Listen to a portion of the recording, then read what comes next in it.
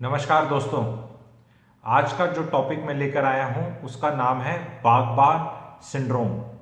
इसमें दो तीन एस्पेक्ट्स डिस्कस करूंगा और एंड में दो तीन टेकअवेज होंगे। आज का जो ये टॉपिक है ये what my channel is all about उसका एक बेहतरीन एग्जाम्पल है। इसको मैं एक जॉनर में नहीं डाल पाऊंगा कि ये लाइफ टिप है, इन्वेस्टमेंट की है, रियल एस्टेट है, क्या है, इसमें सब कुछ है। तो ये बहुत इंटरेस्टिंग होने वाला है, एंड तक देखेंगे तो बहुत आनंद आएगा और लाइफ में क्लैरिटी आएगी। 2003 में ये मूवी आई थी बागबान, हेमा जी अमित जी की। इस मूवी ने मेरे हिसाब से जितनी इंडिया में वेल्थ डिस्ट्रॉय करी है उतनी हर्षद मेहता स्कैम ने नहीं करी थी, उतना 2000 वाले स्कैम में नहीं करी थी, 2008 के फाइनेंशियल क्राइसिस ने उतनी वेल्थ डिस्ट्रॉय नहीं करी जितनी इस एक मूवी ने करी है। ये मेरी अपनी खुद की रिसर्च है and it is not in terms of commission, it is in terms of omission कि एक अपॉर्चुनिटी एक जनरेशन जो कर सकती थी वो नहीं कर पाई because of this movie. Because इस मूवी ने पेरेंट्स को ऐसे जोन में डाल दिया इतने साल तक कि उनके जो फाइनेंशियल डिसीजंस बच्चों के साथ मिलकर वो एक प्लेटफॉर्म यहाँ से यहाँ ले जा सकते थे, वो नहीं हो पाया। Channel middle class upper middle class के लिए, तो उसी को मैं टारगेट कर रहा हूँ यहाँ पे। जब भी ये मूवी टीवी पे आती है एंड बड़ी ओफन आती है, जी सिनेमा पे आती है, पता नहीं हर महीने आती है शायद ये, तो ये पेरेंट्स जो 60-70s में होते हैं, ये जो मूवी देख रहे होते हैं ना, एक अलग जोन में चले जाते हैं। तो I was sitting with my father, ये मूवी आई टीवी पे, तो हम आराम से बात कर रहे थे, अखबार वगैरह पढ़ रहे थे। जैसे मूवी में सीन आता है, वो अमिताभ हेमा जी को अलग अलग करते हैं बच्चे की, तू इस घर में जा, तू इस घर में जाना, तो मेरे फादर ऐसे करके देखने लग जाते हैं एंड वो एक पैल्पेबल टेंशन सी आ जाती है रूम में जब भी ये मूवी आती है। And I look at my father and I have to tell my father कि I am staying with him in his home. I cannot do a Bagban on him. He can do a Bagban on me. Despite that status in our house, जब भी ये movie आएगी मुझे इस तरह देखते, because वो अंदर वो इमोशंस कुछ इस तरह के इवोक करते हैं। तो मेरे को आप लोगों को बताना है जी सबको, इसमें अमित जी का जो रील रोल है ना, REEL वाला जो रोल है, उसे हमें फॉलो नहीं करना है। अमित जी मेरे नेम टाइप, सॉरी मैं उनका नेम टाइप हूं, तो हम दोनों नेम टाइप है, हमारी सोच रियल लाइफ में बिल्कुल सेम है। ठीक है, तो अमित जी जो रियल लाइफ में है ना, हमें वो बनना है। ठीक है, बेटा घर में ही रहता है। ठीक है, तो बागवान मूवी अलग थी। ठीक है, रियल लाइफ में how he takes care of his family, is a family man, we all know. तो हमें उनको रियल लाइफ में फॉलो करना है, इस मूवी में फॉलो नहीं करना है। तो मैं इसके कुछ एस्पेक्ट्स बताऊंगा इसी सोच के।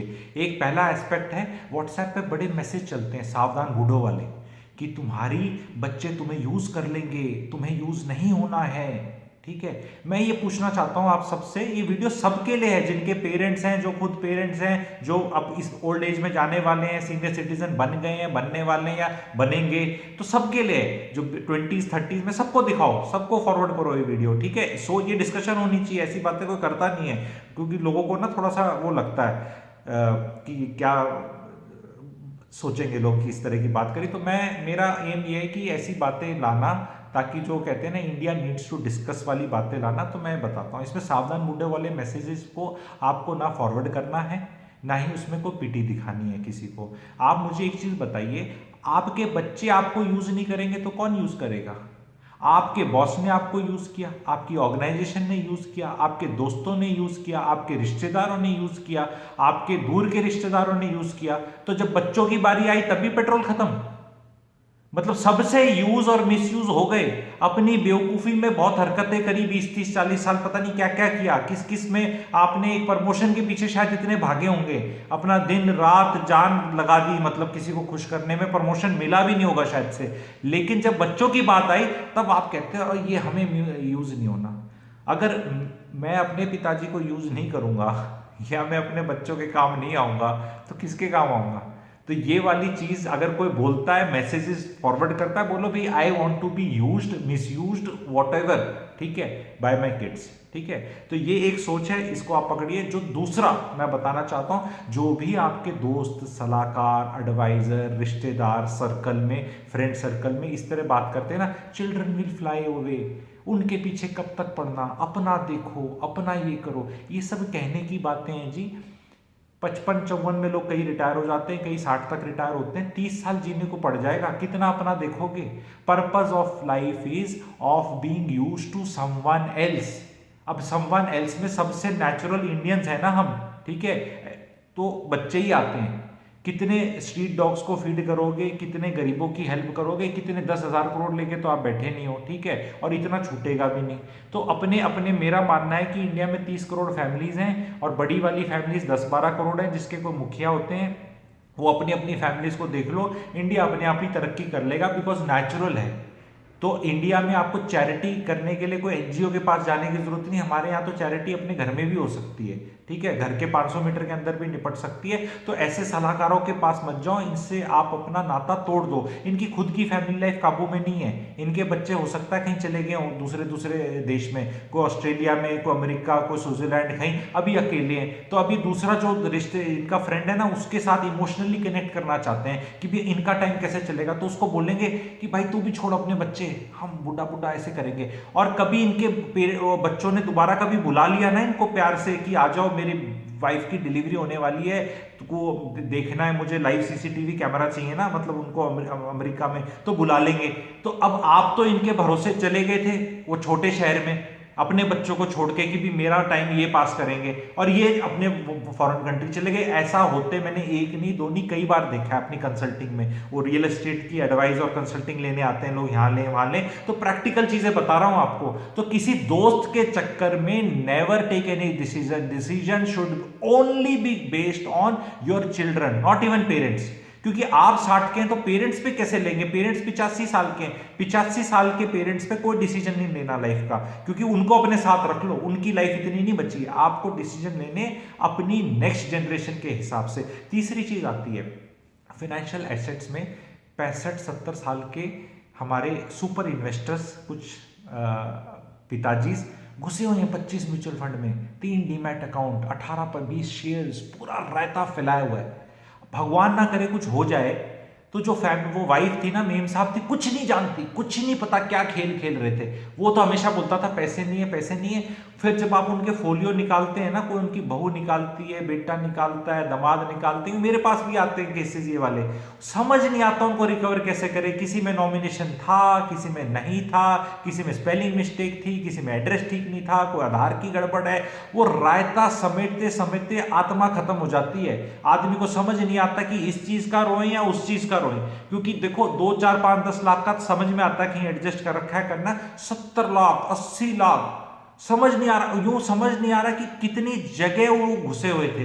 तो मेरा एक प्रैक्टिकल राय है, when you get into 70s 80s, please do not be in too many financial assets. आपको समझ में आ नहीं रहे, नेक्स्ट जनरेशन पे भरोसा नहीं है कि उनको दें, उनके साथ शेयर करें, उनको बताएं, समझाएं, सब अपना ऐसे करके रखते हैं, क्योंकि समाज में बता रखा है कि जो बच्चे हैं ना ये सब छीन लेंगे, इनका बस काम यही है कि मतलब पिताजी का छीनना। आप जी ओरिजिनल इक्विपमेंट मैन्युफैक्चरर हैं अपने बच्चों के।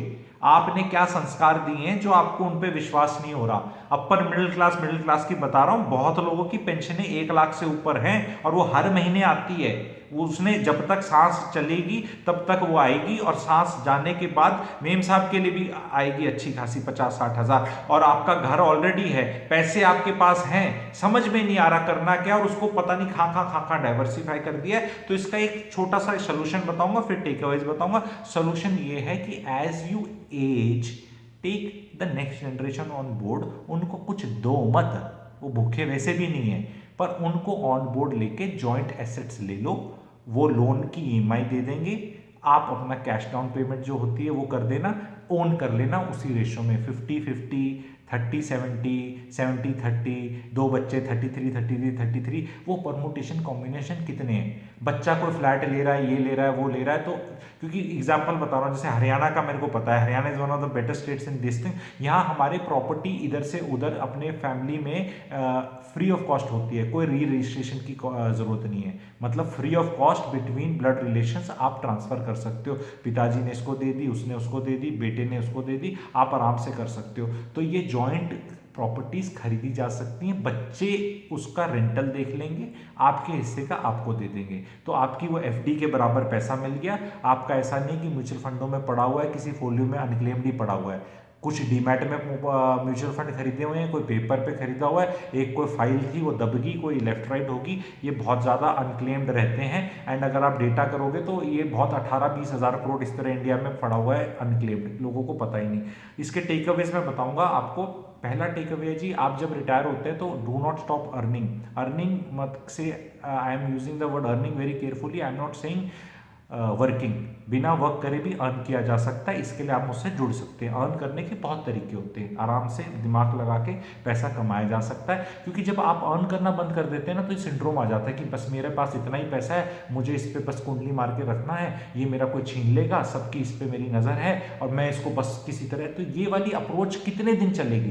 क्योंकि आप जीना तो आपको शायद 30 साल और पड़ जाए। बहुत लोग 30-35 साल ही नौकरी करते हैं और उसके बाद भी 30-35 साल जीना है। इस 30-35 साल में आपने नौकरी करी, अफसर कहीं बने, कोई ट्रेनिंग करी, शादी करी, बच्चा 1 बच्चा 2 किया, बड़ा किया, उसको बड़ा किया, उसकी एजुकेशन करी, नौकरी करी, पता नहीं क्या क्या एंटरटेनमेंट क्वेश्चन रहा आपकी लाइफ में। अब 30-35 साल क्या करोगे? तो ये आपको देखना है। दूसरी चीज क्या है जी, आपका दिल बड़ा होना चाहिए, बाप का, ठीक है। घर में हो सकता है बेटे बहु इज्जत कम करें, दामाद कम कम कम करे, ठीक है, उतने इन्वॉल्व ना हो, अपनी लाइफ में बिजी हों, ठीक है। तो आपको वो जो आप छाया है ना, जो सुकून की छाया है, वो हमेशा बन के रहना है, इररिस्पेक्टिव ऑफ वो आप पे कैसा बिहेव कर रहे हैं। आपको अपना कर्म करना है और आप जब अपना कर्म करते रहेंगे ना तो देखना मैजिक हैपन्स, ठीक है, मैजिक हैपन्स। बहुत पड़ोसी, यार दोस्त, रिश्तेदार बिटर बिटर वाली फीलिंग्स एक्सचेंज करेंगे पार्क में, व्हाट्सएप पे, फोन पे। जो जितने भी ओल्ड ओल्ड सिटीजन्स हैं, अपने बुजुर्ग हैं, उनके ग्रुप्स बने हुए हैं, उनको कभी देखना, उनके मैसेजेस देखना। खुद ही मैसेज देते हैं कि भाई माँ बाप की बहुत इज्जत करनी चाहिए। जो माँ में, अरे आप खुद ही मैसेज दे रहे हो, मतलब बच्चे कर लेंगे भाई इज्जत। मतलब खुद, मैं किसी का, देखो नमस्कार हाथ जोड़ रहा हूँ, मैं किसी का मजाक नहीं उड़ा रहा। मेरे पेरेंट्स है, सबसे बहुत प्रेम और प्यार है, सबका होना चाहिए। लेकिन फैक्ट ये है कि बिटरनेस किस लिए?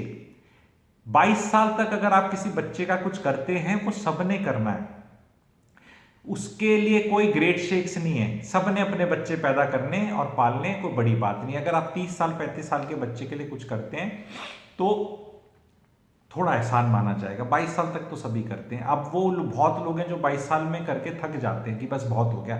मैं ये कहता हूँ जी, आप एनर्जीज अपनी बचा के रखें अपने बच्चे के लिए, समाज में वेस्ट मत करें बहुत ज़्यादा। ऑर्गेनाइजेशन में लेफ्ट राइट जहाँ फालतू में लगे हुए हैं, मतलब 54-55 साल के हो गए हैं, मतलब घर परिवार को नहीं देख रहे, कुछ और ही देख रहे हैं, तो आपको थोड़ा कंजर्व करें। क्योंकि बच्चे ही एक पर्पज़ है लाइफ में जाने का। और बहुत लोग कहते हैं नहीं, अपने बारे में सोचना चाहिए बच्चों के।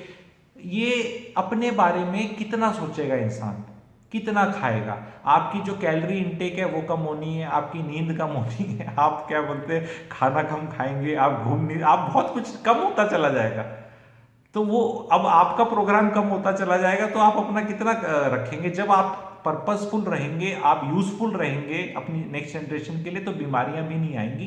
क्योंकि आपकी बॉडी कहेगी नहीं, तुझे कुछ करना है, तुझे कुछ बनाना है, अपनी जो भी 50 काम है करने के, आप मुझसे इसके लिए अकेले से जुड़ सकते हैं। मैं जितने भी लोग लेट 50-60s में हैं उनकी काउंसलिंग करता हूं कि उन्हें लाइफ में कैसे बिजी रहना है। ये आप पार्टी करके, गोल्फ खेल के, वॉक करके ऐसे ऐसे बिजी ऐसे नहीं रह सकते। ये इतने साल नहीं कटेंगे, क्योंकि 24 घंटे होते हैं, नींद कम होती जा रही है। सिर्फ ये काम करके, टीवी देख के, नेटफ्लिक्स देख के, अखबार पढ़ के ऐसे काम नहीं चलने वाला। 2-4 साल बड़ा अच्छा लगता है, रिटायरमेंट के बाद 4 साल कट जाते हैं, उसके बाद बहुत ज़्यादा इट गेट्स मोनोटनस एंड चिड़चिड़ापन बहुत ज़्यादा आ जाता है। तो जो लोग इससे अप्रिशिएट कर रहे हैं, इससे एसोसिएट कर रहे हैं, जिनके पेरेंट्स इसके थ्रू जा रहे हैं, वो कनेक्ट कर सकते हैं। इन चीज़ों को थोड़ा सीरियसली लेना है हमें समाज को ना, क्योंकि लाइफ एक्सपेक्टेंसी जी बढ़ने ही वाली है, घटनी नहीं है। हर डेकेड में 5 साल बढ़ रही है। 68 थी, अब 73 हो जाएगी 21 में, उससे पहले 63 थी 2001 में, फिर आगे आगे 78, 83 एवरेज हो जाएगी। तो इतने साल हम लोगों को जीना है। और आखिरी में मैं सिर्फ ये कहना चाहूँगा जी एक चीज़, कि बाप का रोल ना बहुत बड़ा होता है एक फैमिली में। माँ का रोल एक लेवल तक आके सिमट जाता है। बाप को एक बहुत जीते जी, मतलब जब तक वो जिएगा उसको बहुत चीज़ें दर्द सहने हैं और फैमिली को जोड़ के रखना है। अगर आपकी धन दौलत और आपका विजडम आपकी फैमिली को इकट्ठा नहीं रख सकता, तो फिर वो सक्सेस जो भी आपने कमाई या आप सोच रहे हैं कमाई, वो मायने नहीं रखती। आपका पैसा आपके और आपके बच्चों के काम आना दिखना चाहिए। जाते हुए तो सभी छोड़ देंगे क्योंकि वो तो छूट ही जाएगा, because there is no provision of making a draft and taking it to the other world. If there was a provision like this and you then gave it to the next generation, then it is a ehsan कि there is a provision wherein you go to some bank, convert all your assets into some draft and you can take away and you say नहीं मैं नहीं लेके जा रहा, तुम्हारे लिए छोड़ के जा रहा हूँ। तो छोड़ के कोई नहीं जाता, छूट जाता है। ये समाज को इसकी ना making a virtue out of A necessity खत्म करना है। आप सब जो प्रॉपर्टी हम सब लोग बनाते हैं, धन दौलत बनाते हैं, अपनी सेटिस्फेक्शन के लिए बनाते हैं, उसमें नेक्स्ट जनरेशन का कोलेटरल फायदा है डिफॉल्ट सेटिंग पे। क्योंकि हम ये नहीं चाहते कि हमारे बच्चे बोलें कि बाप तूने इतनी नौकरी करी, मेहनत करी, ये करा, तूने कमाया क्या, तो वो हम उसके लिए कमाते हैं। तो बाप का रोल बहुत बड़ा है, ऐसे ही डायलॉग नहीं मारा जाता, बाप बाप होता है। और बाप अनफॉर्चुनेटली जाने के बाद ही समझ आता है, रहते रहते समझ नहीं आता, बट उसके लिए उसको उस लेवल तक राइज होना पड़ेगा। Today I am seeing fathers, most of the fathers are confused. So ये वीडियो कैसा लगा एंड इस पे कैसा फीडबैक है आप मुझे बताइएगा। चैनल को सब्सक्राइब नहीं किया है अभी तक तो प्लीज़ सब्सक्राइब कीजिएगा। आई रिक्वेस्ट कि कमेंट्स डालें पॉजिटिव नेगेटिव, जैसे इफ़ यू एसोसिएट इसकी जो एनर्जीज और भावना मैं लाना चाह रहा था इस वीडियो में, आई होप आप तक पहुंच पाई होंगी। Any queries you can put me. Thank you.